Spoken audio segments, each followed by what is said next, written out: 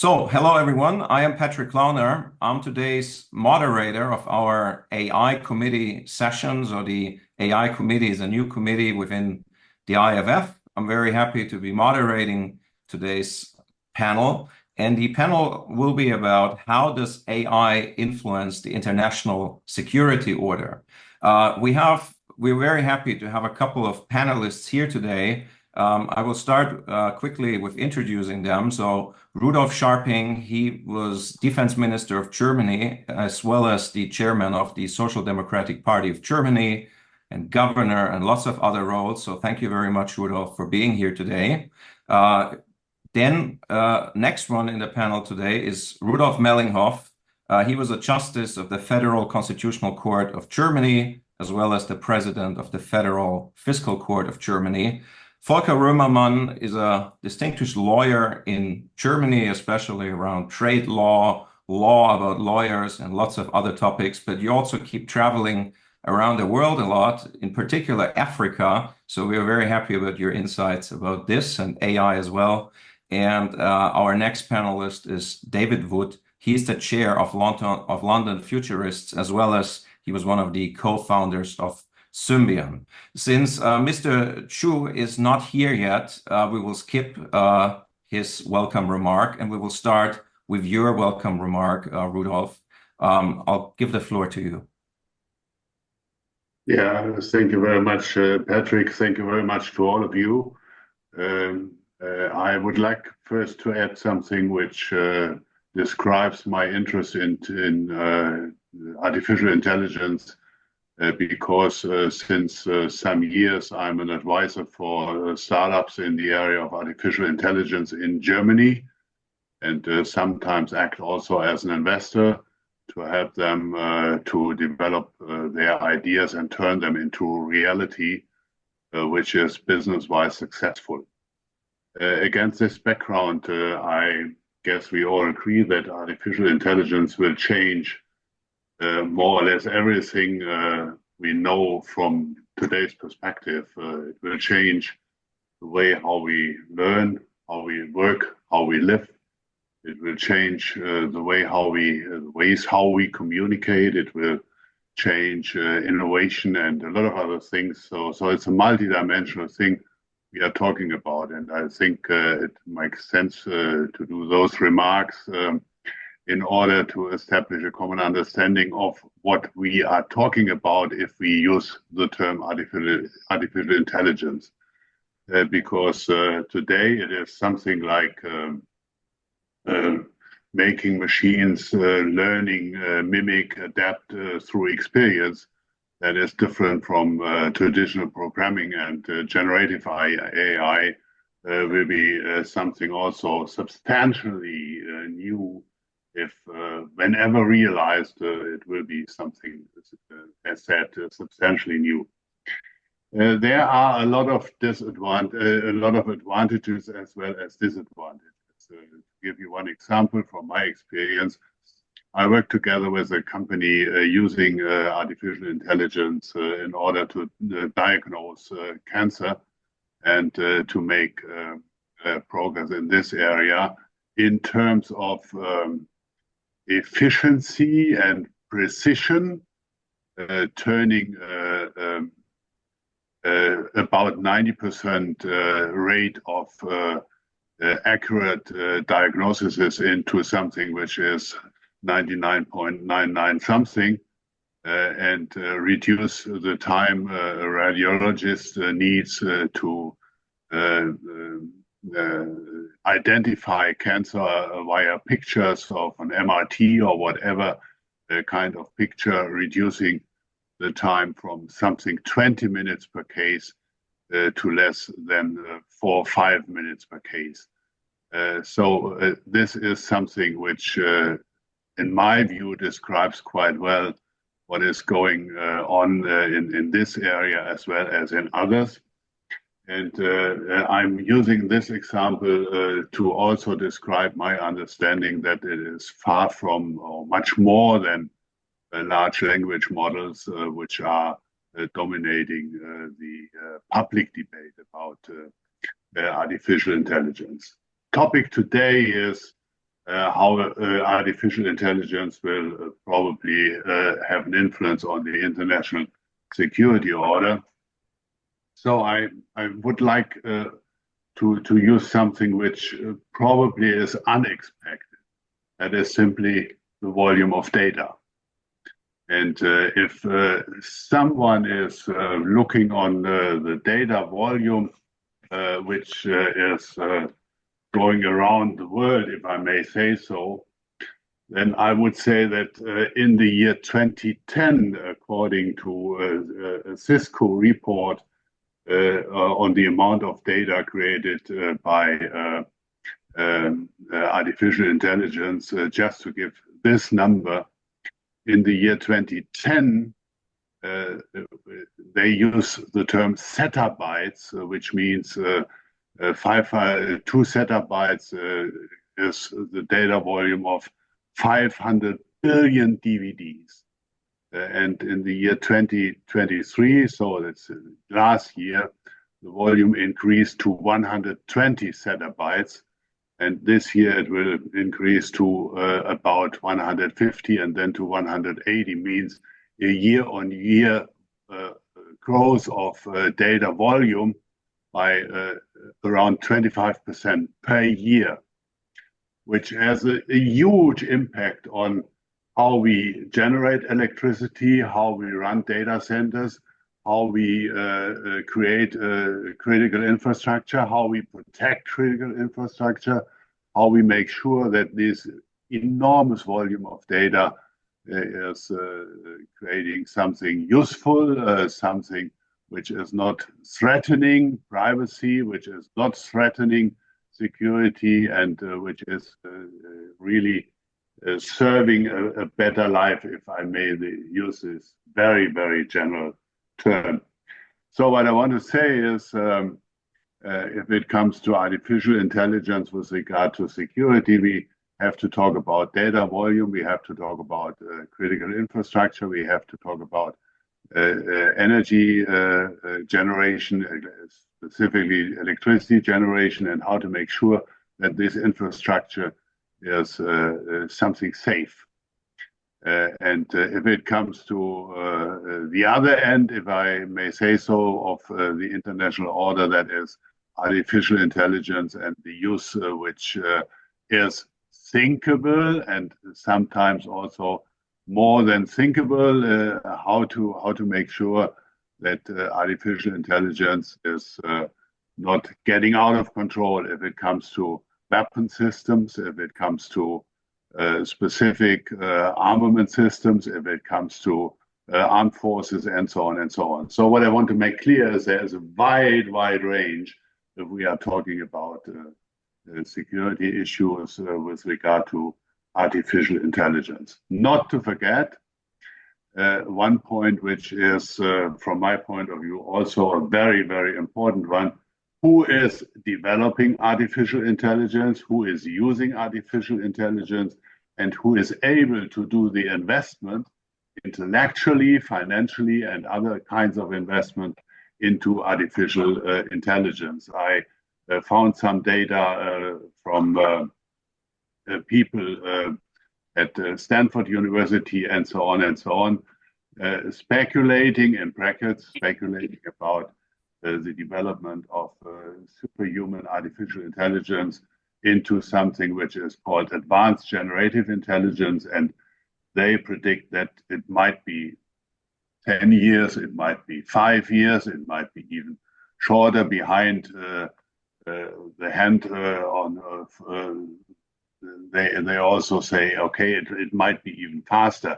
However, what I see is data which is published by the Stanford Institute for Human-Centered Artificial Intelligence, a so-called AI Index, April this year.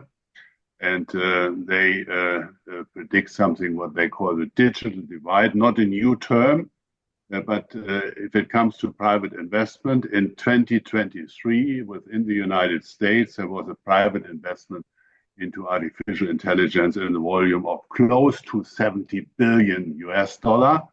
If it comes to China, it was something like 11% of this number, close to 8 billion US dollar. In the UK, it was close to 4 billion US dollar, and in Germany, it was close to 2 billion US dollar in the year 2023. What I want to say is there is something which we must be interested in a global view as well as from a European standpoint. Who is doing what? Who is able to produce what? Not only in the area of chips and so on, but also who is investing human brain and money into development in order to make sure that you are a real contributor to global development, not only, but also in the area of security, which should be understood as comprehensive and including all the so-called soft power skills and other intellectual skills which are necessary to create something which is described in traditional terms as independence and security and the ability to serve the own interests. That makes me interested in the engagement of IFF if it comes to artificial intelligence and the impact artificial intelligence has and will more intensively have on traditional issues like international security, as well on international security comprehensively understood. That closes my remarks. Thank you for your attention.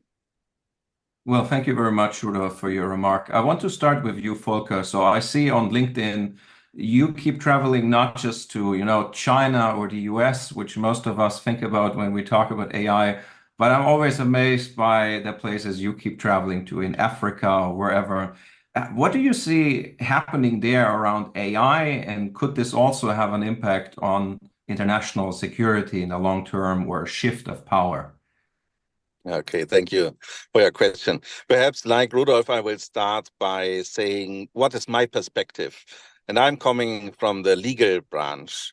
So my perspective of security, there are so many elements of security, but my perspective on security is the legal security, of course. The AI Act in Europe is saying that the qualification of law is dangerous. It's dangerous to introduce artificial intelligence in the branch of law, they say. So we have to consider especially the legal branch from the standpoint of the AI Act. I think we have to consider reality today and reality tomorrow. The reality today is not a security of 100%, of course, because our rule of law, and the rule of law is the basis for our democracies in Europe. The rule of law is not functioning efficiently everywhere anymore because we have not enough manpower, we are not efficient enough. And sometimes you see the courts, the judges, very too slow to deliver really access to justice to everyone. So I think we are in danger. Our rule of law and the efficiency of rule of law is already in danger. So we don't have to see only the dangers of the future and of AI, but we have to compare with the dangers we have already in our daily business. So I think that AI will help us to fight against these deficient parts of the system of today, like not enough manpower and not enough efficiency. I think the security of the legal system will increase with AI. And you can see that in Europe, we are more skeptic in this regard. And in other parts of the world, they are more optimistic, younger generations, younger people, and they want not to make the same mistakes as Europe does and did, but they want to go further and quicker. And you see this in some cities of Africa. Africa is so diverse. You have so many different parts. But for example, in October, we will have a conference in Addis Ababa, which is also about artificial intelligence. Often people underestimate the African continent, and I think there's a lot of development possible. And in Europe, I see with the AI Act that we have a skeptical point of view and we are slowing the development, but in other parts of the world, they are faster. So I think that security will increase with artificial intelligence, and we should not compare the actual situation of today like we would have 100% security and we lose security, but just at contrary, we are winning and we have more security, I think, if we are well using AI. Yeah, thank you very much. Mr. Mellinghoff, you were a justice of the Constitutional Court of Germany. So Volker just mentioned security in law. Do you think courts today are prepared to understand how AI is changing the society? Are they able to rule on AI cases? Are they able to include AI in their ruling or in daily work? I would say they really can make judgments, but whether they understand AI and whether they know what it is, what comes out, and where it is useful and where it is not useful, I don't think they have the experience. Most Germans don't have the experience. Many people speak about AI. Lots of people speak about AI without knowing what really is AI. And if I continue what Volker Römermann said, even the definition of AI in the AI Act varies during its becoming several times. And now we have 460 pages with 62 definitions of some things in the AI Act. And the AI Act is not really institutionally bound in all the other data acts of the European Union. And I think it's dangerous what's happening at the moment. Not that people are not working on AI, but you have such a lot of bureaucracy in all these things. You have 4 special institutions new developed by the AI Act. And that will also, that's only on the European level, and you will have that in the national level too, that I think it is very dangerous for the future of Europe if you really continue to have these overboarding bureaucracy on working on AI. And I think, for instance, the courts are all high risk institutions by the AI Act. So very soon they have to think about how they use AI in developing justice. It's really difficult to do that. And I think until now, people are not yet well prepared to handle this. Yeah, thank you very much. David, what's your view on legal and ethical frameworks like the AI Act, and you're also interested in artificial general intelligence. Is that legal framework or legal frameworks like the AI Act, are they prepared for the rise of artificial general intelligence? Nobody's prepared for the rise of artificial general intelligence. We're all scrabbling with some limited understanding of technology that is beyond all of our understanding, to be frank. And when I say beyond all our understanding, I mean also the understanding of the people who are creating it, because they have several times been taken by surprise by the capabilities of their new systems. So I see technology as a two-edged sword, and I see AI as a very powerful two-edged sword. It could certainly help legal processes, but in the wrong hands, it could cause problems too. As for will AI make us more secure or less secure, My answer, it will make us more secure and less secure.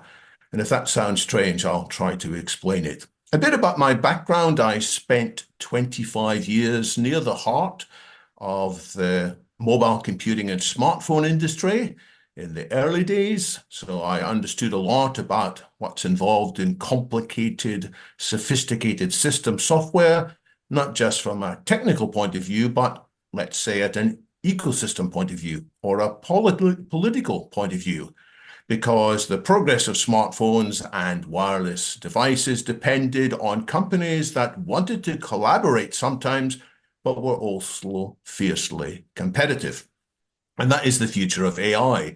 There are companies that want to collaborate sometimes, but are fiercely competitive, and there are political blocs that want to collaborate, but are also fiercely competitive. So that's my longer-term background. More recently, for the last 16 years, I've been running London Futurists, where we've had more than 300 public events, some physical, some online, and where we've discussed all aspects of the future of technology, including the future of law, the future of security, and lots of talks on the future of AI. Recently, London Futurist has focused more on our podcast. We've had 90 episodes in the last 2 years when I've had the privilege to interview many of the world's leading thinkers about these topics. And last thing that I bring to this discussion is I write a lot about AI. Some people say I write too much. Well, I think it's an important topic. It deserves attention. So I'll just briefly show this book, which you might see there, The Singularity Principles, Anticipating and Managing Cataclysmically Disruptive Technologies, because AI is potentially cataclysmically disruptive. We heard earlier about the use of AI in medicine. Indeed, AI can take pressures off doctors who are already overburdened. They've got too much to do. It can identify potential lesions or potential tumors, but it can also help to suggest new drugs. However, the same AI that can suggest new drugs, if you reprogram it slightly, if you ask it to devise new poisons, it will come up with a whole host of terrible new poisons that have never been imagined before. Likewise, if you have software that can detect cancer, you change it a little bit and it can detect terrorists. You can observe their behavior and think, gosh, this is a terrorist. He's about to do something terrible. We better take him out. Or we have AI that can detect whether there's an incoming missile attack. And if that AI goes wrong, as sometimes AI does, sometimes AI has the wrong conclusions, it could be very terrible if there was a misidentification of a missile attack. And such a thing has happened. I'm going to refer now to a very simple AI. It's not today's AI. It goes back all the way to 1983. But in September 1983, there was the terrible incident of KAL 007, which was a Korean airliner shot down for straying into Soviet airspace in the days of Andropov. The world was put onto high tension. Ronald Reagan, the president, was furious. And then 25 days later, one of the monitoring systems near Moscow detected incoming American missiles, so it said. This was a new system that had been put in place that was monitoring movements over the North Pole. And the civilian in charge of that, he had one job. He had to ring his hotline and waken up somebody who would waken up Yuri Andropov and kick off World War III. He thought, I don't trust this AI, or I don't trust the technology. He wasn't a military man through and through. He was a civilian. He said, I'm going to wait. I don't think World War III is going to be started by just 5 missiles coming over the North Pole. And thankfully, he used his human discretion. But increasingly with AI today, there is no scope for human discretion. When I drive my car and my car thinks that I am about to hit something, first of all, it will beep at me loudly, and if I don't pay enough attention, it will slam on the brakes all by itself. And thank goodness it might. It saves lives. But in other circumstances, an AI that takes its own decisions could be terrible. And it's for that reason, I think the most interesting, scariest scenario we need to consider is one proposed by a German student who went to America at the age of 15. His name is Leopold Aschenbrenner. His family grew up near Dresden. He's a very smart young man. He started Columbia at 15. He graduated at the age of 19, top of his class. He joined OpenAI, was involved in building the latest and greatest generative AIs. He was sacked from OpenAI because he complained about their lack of security and told people, he told the board, in fact, of OpenAI that their systems were prone to hacking. And his view is that eventually the national security structures of the USA and China and so on, they're not going to leave AI in careless civilian hands. They're going to take control. So Leopold Aschenbrenner's thesis, which you should read, it's in a free book online. It features in a number of podcasts.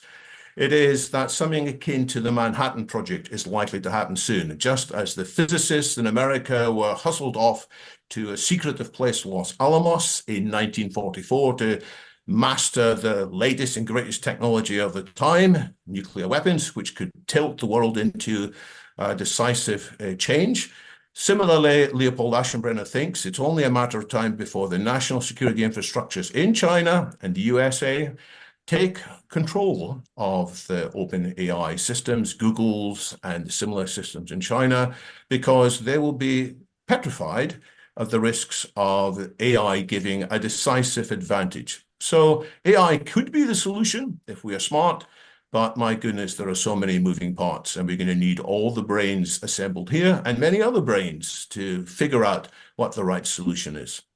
Well, thank you very much, David. We'll be happy to discuss this very soon. Thank you very much also initially for your remarks. I often hear there are some concerns about an international AI arms race. Do you see this happening right now? And if so, how could regulation sort of bring order into this, or can this even be regulated? Well, if you are looking on the arms systems and the weaponry of armed forces, you easily can see that there is not only a competition, it's a race on how to use artificial intelligence in order to make unmanned vehicles, unmanned air fighting, unmanned combat systems available on all levels. That means territory and land, sea and navy, that means air and space, and so on and so on.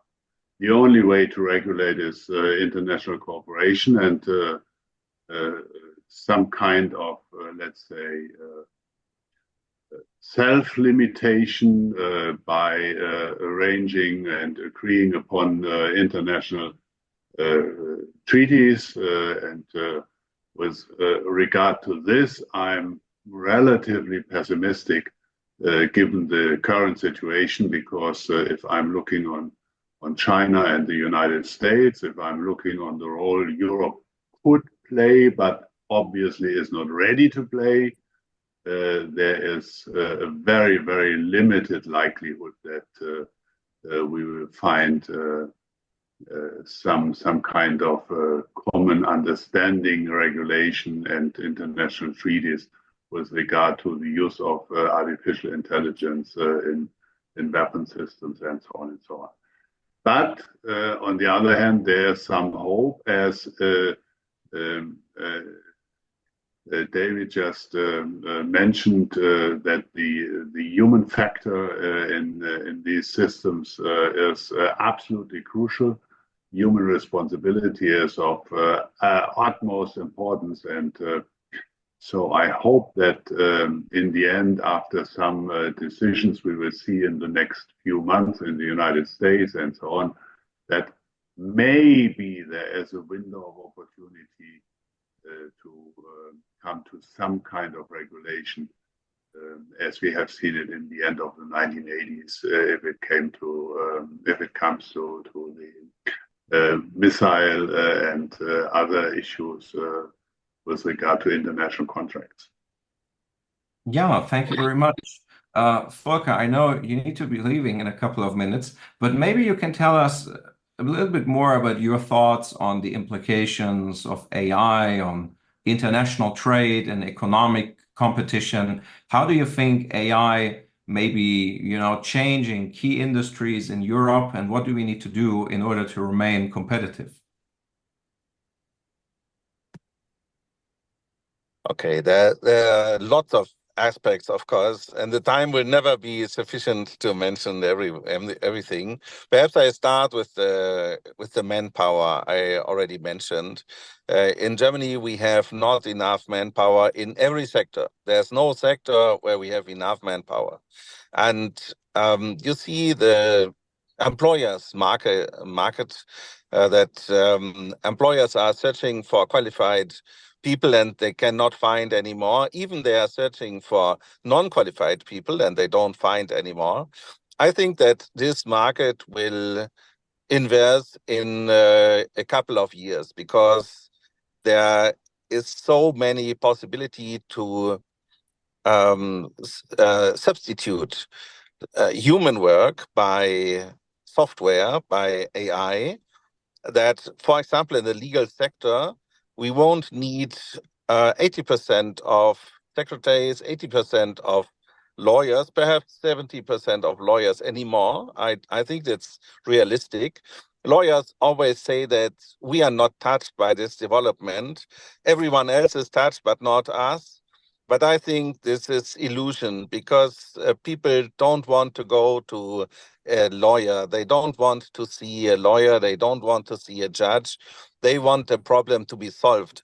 And I think if they have the alternative to solve the same problem by using AI, like you have in a lot of systems, like Amazon is offering the solution of legal problems, because if the commercial and the people who sell and who are in the contract of something, and there's a dispute, they can use the system of Amazon to solve the dispute, and without any lawyer, without any judge, and they will do. So I think that a lot of people in the legal industry will be replaced by software, and then the few who are willing to work, they will search work. So I think that the market, the development of the human labor market will be exactly the opposite in a few years than we have now. This is solving a lot of problems. I think that we should not think about regulation first, but we have to make some experiences before regulating. In Europe, we have often the approach to regulate, and so we even don't have the possibility for having experience with the development. And in other parts of the world, in Asia and in Africa and in other parts, they are progressing. I think that regulation is not what we need at this time, at this moment. And the human factor, yes, we need a human factor, but the responsibility is not such a problem as often is said, because it's very clear someone who uses AI is responsible for this. So we always have someone responsible or a company responsible.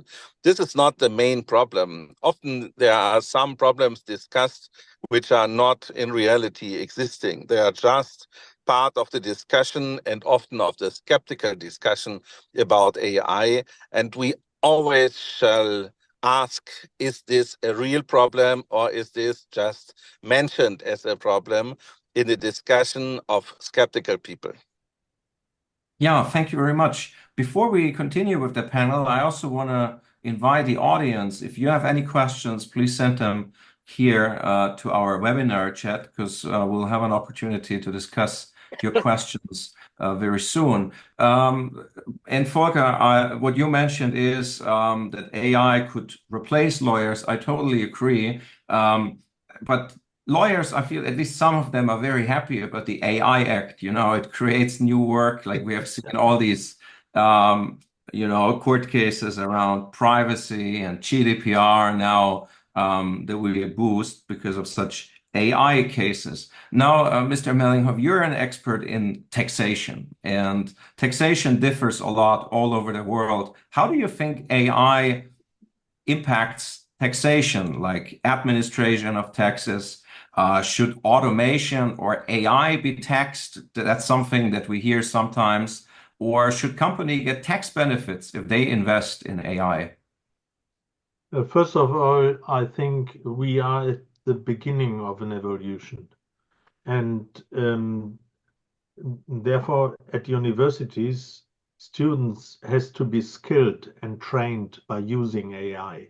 That is really very important. Using AI is not, giving your brain at the wardrobe and then let do the AI anything.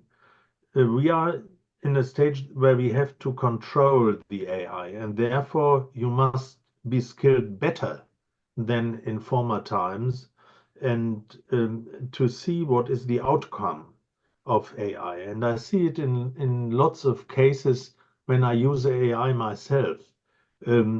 Sometimes it's useful, sometimes it's, I wouldn't say dangerous because, still I'm looking over it. But you must be better educated to use it in former times if it is more developed. And therefore, it differs also from the place where you use it. For instance, in medicine, to find out cancer or so, it's very, very useful. But to develop a tax scheme or something like that, or to say that AI is possible to tax people, that's not possible at all until now.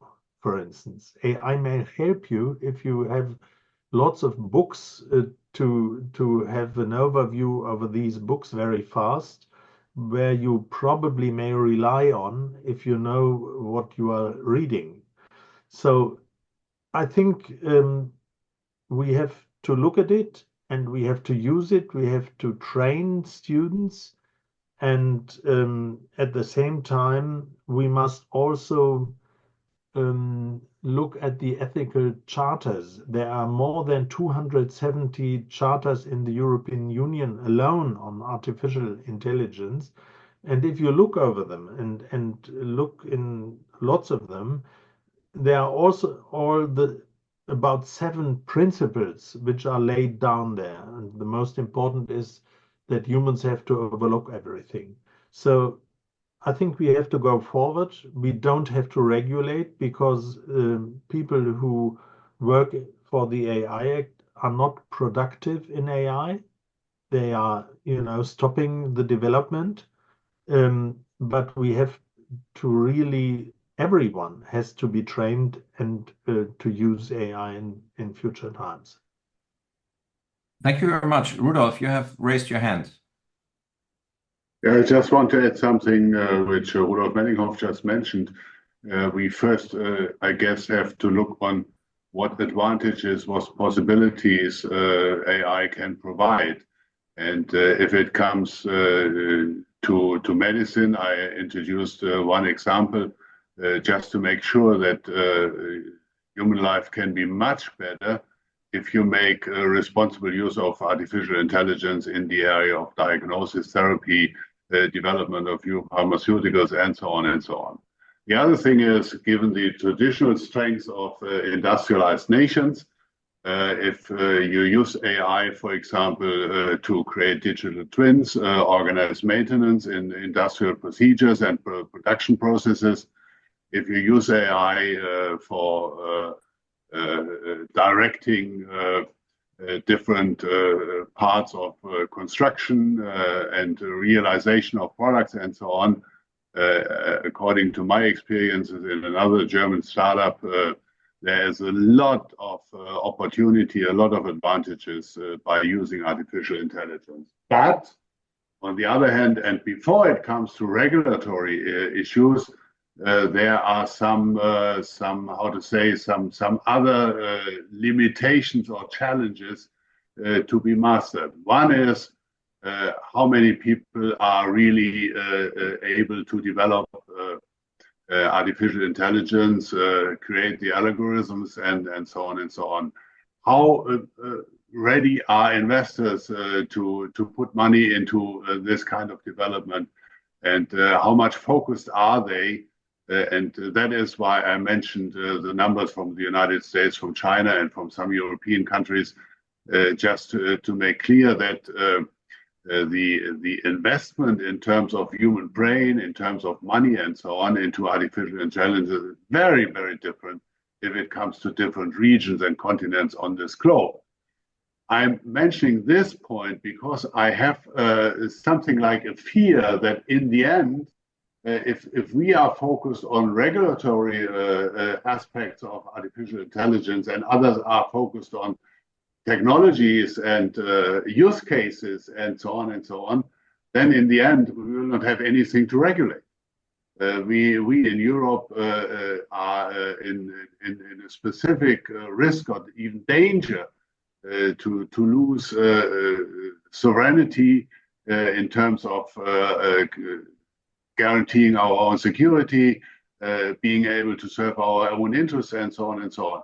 Not to speak about continents on this globe which are more dependent than others if it comes to Africa, Latin America, specific parts of Asia, and so on and so on. But what I want to make clear is that only if there is a global understanding of at least the basics and the basic principles on how to make use of artificial intelligence, then it can be beneficial for all. Otherwise, it also can become a tool for superiority, and that is something which is on the horizon if you look on China and the United States and the chip war and all these things. I want to give you just one number. If I'm looking on the GPUs, there is a development, NVIDIA and Google and others, they are developing chips with transistors of around 100 billion transistors in one chip. Only visible under specific microsystem, microscopy systems, sorry for my limited English. And if it comes to the costs to transfer 1 billion images in the year 2017, we had $10,000 costs to classify 1 billion images. It is now down to 0.03 US cent. That means, 0.03 US dollar costs. We will see an enormous speed on the one side, combined with an enormous investment and the ability, readiness, and decisiveness to do this investment on the one side, and we see on the other side a dramatic reduction of costs. And we also see a need of specific investment, which is not only directed into the technology itself, but also in the data centers and so on and so on. I just mentioned this. But I want to make clear, if we as a committee would work in a very fruitful, forwarding way, then we should focus on a lot of aspects in this global scale of development. Yeah, thank you very much for that proposal. I fully agree that this could be a very good point to focus on. We have received questions here in the chat, and I'd like you, David, to tell us your thoughts. So the question is, if you compare the GDPR in the EU, the Personal Information Protection Law of the People's Republic of China, as well as the California Consumer Privacy Act, how do they differ in terms of balancing between privacy and commercial use? And maybe how does the UK handle this, since, David, the UK left the EU a while back? Maybe you can tell us your thoughts in the next 3 to 4 minutes before we close the session. Well, this is a big topic, and I must say I'm not an expert on the details of any of these laws. I don't think any of the laws have got it completely right, but I would say this: surveillance can be good for society. I had a London Futurist podcast guest the other day from the United Arab Emirates who was singing the praises of the surveillance society there, a Westerner, a British person who'd lived there, because it made it much less crime-ridden. She came to London recently and she had her phone snatched out of her hand in a way that would never have happened in that heavily surveilled state. So with surveillance, there can be many benefits. It all comes down to, do we trust the organizations that have got access to the data? And we should not trust them unilaterally. There is this phrase in Silicon Valley, move fast and break things, made famous by Mark Zuckerberg. He said, this is highly competitive. If we're not making mistakes, we're going too slow and other companies are going to get there before us. If we're not careful, the big tech companies will look at our data and will manipulate things not in our interests, but for their own interests. So there needs to be some democratic oversight of what these companies do. If we don't have oversight, what will happen? We'll have more like the CrowdStrike incident from last week, perhaps, maybe 2 weeks ago, when more than 20 million computers around the world stopped working because of an update that had been rushed out without sufficient testing. Maybe they were saying, that company, let's move fast and break things, who cares? Well, it wasn't the worst that could have happened, but my goodness, so many people angry because their flights were cancelled, because their hospital appointments were cancelled, and because of other reasons they couldn't go forward. So society should take advantage collectively of health data, should take advantage collectively of other data about potential crimes, but we can't just trust the big corporations to do what we want. We must have a democratic oversight on it. And getting that balance right is hard. And we should not just have career lawyers or career bureaucrats doing this. We need to train people in two sets of skills simultaneously. They must be skilled in technology. So many of them may come from the big tech companies. And then they must also understand the possibilities of legal regulations. And not just regulations, I would say there should be accountability. Most software licenses, when you accept them, they say, if something goes wrong, don't blame the software provider, it's all your fault, or something like that. And that's unacceptable in my view, and governments around the world should be putting more accountability on the providers of software and the providers of AI and the providers of security systems. If serious harm arises because of negligence or foreseeable damage by these systems should, the providers of these systems should be financially liable. And the software companies historically have said, no, we won't be innovative if we've got to pay costs for these mistakes. But I say, no, we need to have a more responsible attitude. And we can get to a better future more reliably if we are sufficiently capable. So we can't let the big tech companies mark their own homework anymore. That was a statement made by the last British Prime Minister, Rishi Sunak. I think it's a great statement that he made, but nor should we be constraining them with foolish laws. And so that's why we need a higher caliber of understanding into the legal system. And indeed, we might even get AI to help us draft some of these laws too, rather than us slow humans who are sometimes a bit confused. So there's some thoughts on that matter. There are many other things that were said previously that I'd love to come back to, but I guess that's what we're going to be doing in other events in this committee. Well, thank you very much, David. I also want to add, in terms of liability in the EU, recently the EU Product Liability Directive was amended, in particular to include lots of digital products that so far did not fall under the term product. And I think that's also something that will probably impact a lot what you have discussed, that big tech is not accountable. I think that's changing also because of this new Product Liability Directive.